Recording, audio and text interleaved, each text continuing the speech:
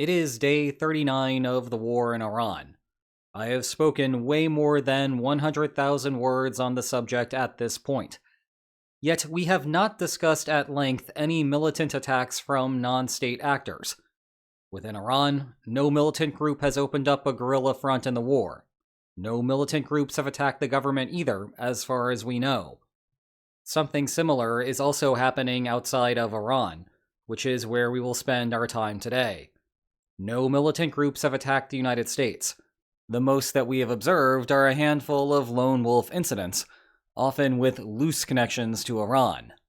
Those are concerning, yes, but not at the same level as something organized by a network with multiple cells. There was a Shia group in Iraq that kidnapped an American journalist named Shelley Kittleson, but that feels disconnected from the process and has correspondingly received relatively little media coverage. In fact, the closest things that we can get to true action from a militant group are Israel opening up a front against Hezbollah, the Yemeni Houthis trying to remind the world that they still exist, and a potential upstart group striking various European countries. The Hezbollah thing does not really count because it was ongoing at the time of the Iran war's start. The Houthi thing took a while to arise and has been fairly muted. And Europe is Europe, which makes the situation all the stranger given that the continent is trying to stay out of the war.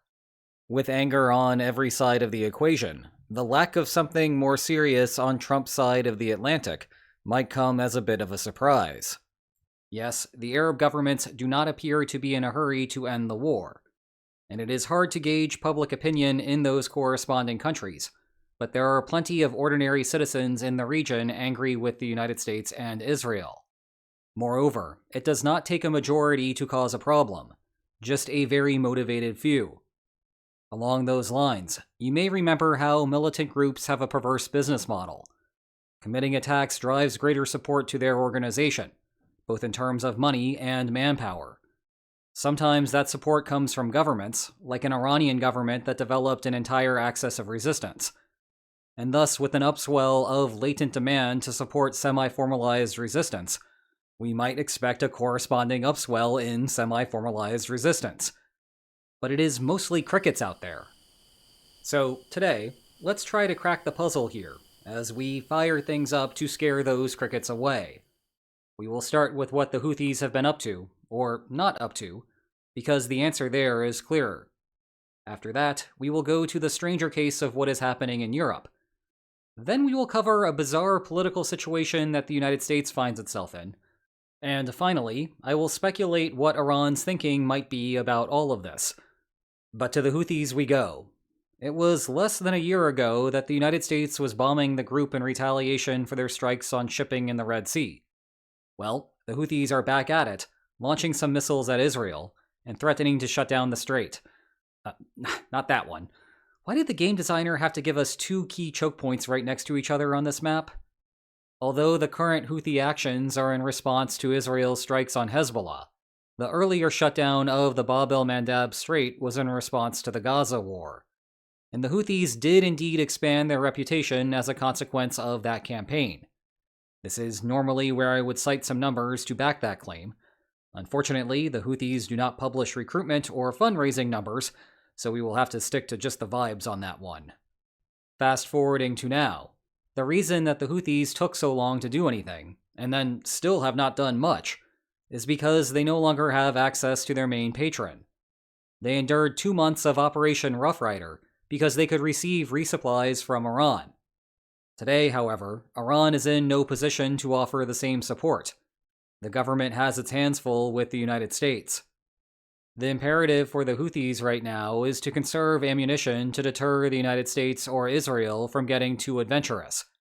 The missiles lobbed at Israel succeeded in getting the Houthis back into the conversation, case in point now, but it would be surprising for more to happen there. But goodness, that would have significant consequences. With Hormuz blocked, Saudi Arabia is partially piping oil westward to ship out of the Red Sea. If the Bab el-Mandab Strait also gets blocked, Saudi oil would have to travel through the Suez Canal and go all the way around Africa to deliver anything to Asia. Yikes. Actually, this discussion serves as a partial answer to the puzzle that the rest of this video examines. It may be true that the war has increased public support for militant groups to take action, but if that increase is more than offset by the loss in reliable support from Iran, then the rest of the story is academic, and the United States and Israel have achieved one of their main goals of the conflict. The flip side is that there has been some more serious motion, but the group has only been active in Europe. This story has been easy to miss if you live in the United States, and it has important implications for those on the other side of the Atlantic. So let's spend a moment taking a tour of the continent. On March 9th, it was a synagogue in Liège, Belgium. On March 13th, it was another synagogue in Rotterdam, Netherlands. On March 16th, it was an IED detonated in Amsterdam, apparently aiming to hit BNY Mellon. On March 23rd, it was ambulances run by Jewish volunteers in London, England. On March 24th, it was a car set on fire in Antwerp, Belgium. On March 28th, it was a foiled attack on a Bank of America branch in Paris, France. The entity behind these attacks?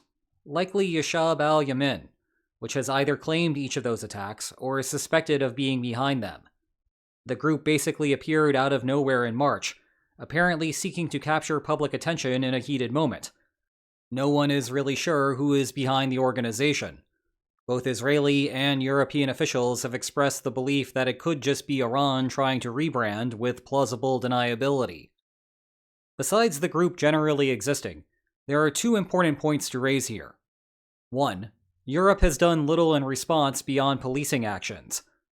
In the model that views attacks as fundraising campaigns, this is not a good strategy.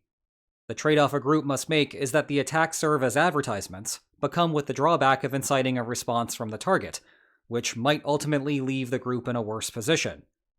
But if you can attack without a response, you get to run your perverse commercial without the risk of blowback. That makes the target all the more attractive for the next set of attacks. I know that Europe views the Iran operation as not their war. That is understandable given that European countries did not start it, and the United States barely consulted them during the lead-up. But continued attacks from Iran despite that will make it Europe's war one way or another. Second, these are armed attacks in the North Atlantic area. Someone at some point might raise an Article 5 question, which seems like the perfect chaos cherry on the top of a fun Sunday of this year in NATO politics. Heading back to the United States, things have been comparatively quiet so far. So far are the operative words here, because militant groups are not always prepared to attack overnight, especially when they might have to set up operations on the opposite side of the Atlantic. Subtle reminder that the United States radicalized some individuals in the Middle East by setting up bases during the Gulf War, but it took 10 years for the United States to truly notice, even if that group had been active in the meantime. Put differently, do not get comfortable because more than a month has passed without serious incident. Still, there are plenty of short-run vulnerabilities that the United States needs to worry about. Iran basically gave the world a blueprint for this by attacking the US embassy in Iraq a few times. Most notably, this incident, where a drone loitered over the place long enough to give everyone on the internet a great tour of the compound. Bear in mind that Iraq is supposed to be more fortified than most places, so if it is possible there, it is possible most everywhere. We have also discussed at length all of the security risks just on the other side of the border with Mexico, so I will not drone on about those. But we should be at least cognizant of the possibility that the Iranian government survives this war and starts to replenish its stockpiles. One wonders if a Mexican cartel might actively work with Iran, if the financial prospects are right.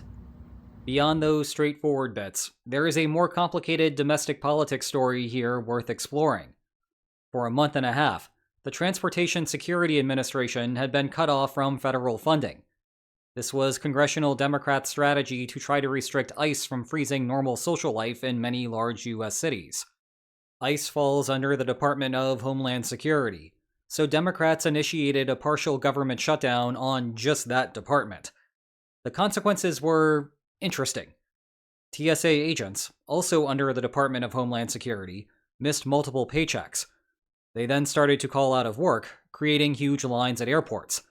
Hey, we all like lines, but not those lines. Meanwhile, ICE just ran like normal. They may also be under the unfunded Department of Homeland Security, but an earlier appropriations bill had funded them for the foreseeable future. This created a bizarre situation where the Trump administration assigned ICE agents to assist in airport security, which had little practical impact because they are not trained for those jobs. To be clear, this is how shutdowns work. The minority party targets something, or everything, completely unrelated to the intended target, to force action on that particular issue, here placing new restrictions on ICE agents. But there was a clear political liability with this particular strategy. As it stands, Democrats look like they are in prime position for massive midterm gains come the November election. One of the few things that could plausibly turn that around would be an attack on the aviation industry. The political ads write themselves. Democrats refuse to fund the TSA, and now 100 people are dead. Now, I understand that you personally might not feel that way, and moreover, you might ultimately blame Trump for creating the conditions for such an attack. But that ad is not targeted at you. It is targeted at independent voters who traditionally vote Republican and are worried about that exact type of issue. And it will be effective. TSA agents started to get paid again on March 30th as a part of a Trump executive order that the courts will soon have to address. But this remains a topic of debate in Congress, and I am not sure that congressional Democrats are fully internalizing the risk here. Finally, we should briefly think about Iran's own incentive to promote attacks on the US homeland at the moment. In the last week, we have had a recurring theme of how this war is almost exclusively being fought in Americans' pocketbooks, rather than on the battlefield.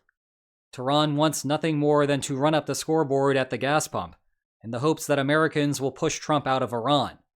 Hence the nuclear option of closing the Strait of Hormuz, and all of the fun that has come with that. As it stands now, I would describe this strategy as working, with the caveat that working is not the same as has worked, and there is still a long way to go before the former converts to the latter. Never mind that many more bombs will be dropped in the meantime, and we might have to get another new Supreme Leader, assuming the current one is alive at all. My stick figure budget here is running low, so I am hoping that this will end sooner than later. The point is, if your strategy is trending in the right direction, it is a bad idea to start taking reckless swings. Employing a high variance tactic is smarter when there is less downside risk. Consequently, Iran might not want to encourage these types of attacks for the time being. No rally round the flag effect has emerged for Trump yet. As hinted at before, you could also imagine that no rally round the flag effect would emerge even if the US homeland were hit. But the whole thing could backfire spectacularly if that expectation is wrong. And the trajectory of the Iran war indicates that Iran may be better served by the more conservative approach. So, what are our takeaway lines for today? The Houthis just want to stay relevant, but cannot do much more. Europe may be the only place where Iran or its proxies are making a play. There are a handful of vulnerabilities that the United States faces, but Iran is playing with fire if it tries to exploit any of them. Serenity now here on the main channel, but pop over to Lines on Maps Extra if you want to hear an unhinged version of me discussing war plans. And if you enjoyed today's video, then please like, share, and subscribe, and I will see you next time. Take care.